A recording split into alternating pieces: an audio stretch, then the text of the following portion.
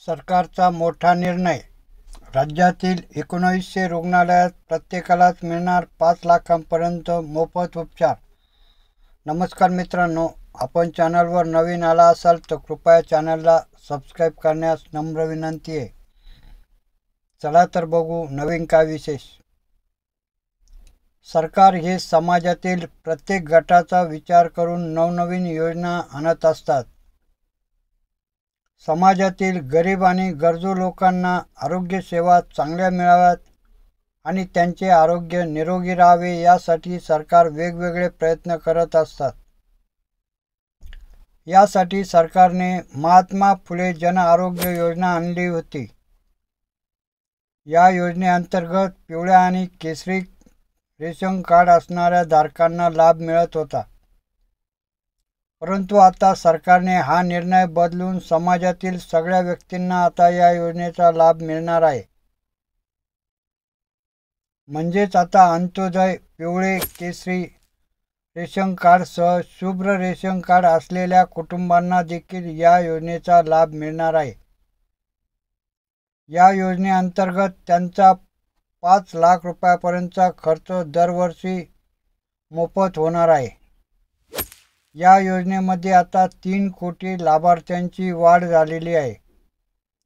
महात्मा फुले जन आरोग्य योजना आणि प्रधानमंत्री जन आरोग्य योजनेचे एकूण लाभार्थ्यांना 9,62,07,743 एवढे लाभार्थी झालेले आहेत.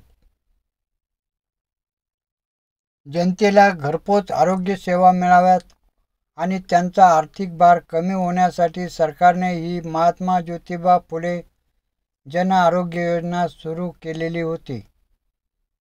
गेल्या वर्षी राज्याचे उपमुख्यमंत्री देवेंद्र फडणवीस यांनी या योजनेतील विमा संरक्षित रक्कम 2.5 लाखांवरून 5 लाख रुपये करण्याचा निर्णय घेतला. यासाठी नागरिकांना रेशन कार्ड, अधिवास प्रमाणपत्र गरजेचे आहे. या योजनेमध्ये अनेक कर्करोग, हृदयरोग, शस्त्रक्रिया, सांधेदुखी आणि विविध आजारांचे निदान केले जाते. परंतु या योजनेचा लाभ घेण्यासाठी लाभार्थ्याकडे आयुष्यमान गोल्डन कार्ड असणे गरजेचे आहे. दरवर्षी करणार 3,000 कोटी रुपयांचा खर्च. सरकारच्या या महात्मा ज्योतिबा फुले जन आरोग्य योजना अंतर्गत आत्तापर्यंत दरवर्षी 2.5 लाख रुपयांचा लाभ मिळत होता. परंतु आता सरकार विमा कंपनीला प्रति कुटुंब 1,300 रुपये प्रीमियम म्हणून देणार आहे. त्यासाठी सरकार दरवर्षी 3,000 कोटी रुपयांचा खर्च करणार आहे. 1900 रुग्णालयात मिळणार मोफत उपचार.